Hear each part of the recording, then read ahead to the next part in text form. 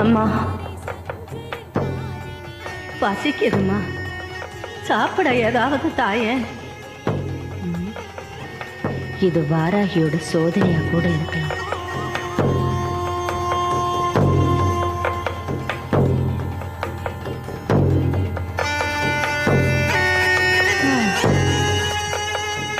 இந்தா சாப்பிடு.